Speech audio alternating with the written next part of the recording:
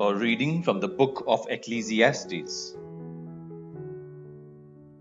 Everything that happens in this world happens at the time God chooses. He sets the time for birth and the time for death, the time for planting and the time for pulling up, the time for killing and the time for healing, the time for tearing down and the time for building. He sets the time for sorrow and the time for joy, the time for mourning and the time for dancing, the time for making love and the time for not making love, the time for kissing and the time for not kissing.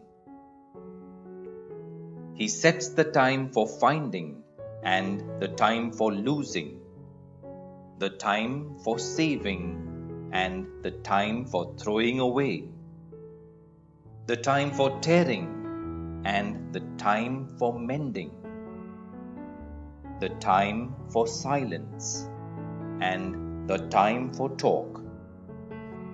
He sets the time for love and the time for hate, the time for war and the time for peace. What do we gain from all our work? I know the heavy burdens that God has laid on us. He has set the right time for everything. He has given us a desire to know the future, but never gives us the satisfaction of fully understanding what He does. The word of the Lord. Thanks be to God.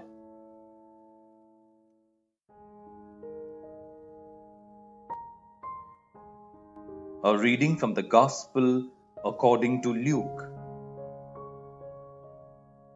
One day, when Jesus was praying alone, the disciples came to him.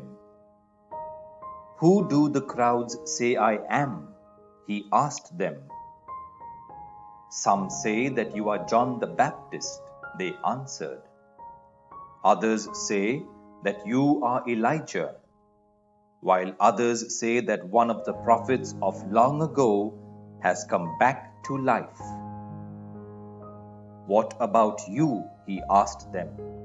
"Who do you say I am?" Peter answered, "You are God's Messiah." Then Jesus gave them strict orders not to tell this to anyone. He also said to them, "The Son of Man must suffer much and be rejected by the elders, the chief priests, and the teachers of the law. He will be put to death, but 3 days later he will be raised to life." The Gospel of the Lord. Praise be to you, O Lord Jesus Christ.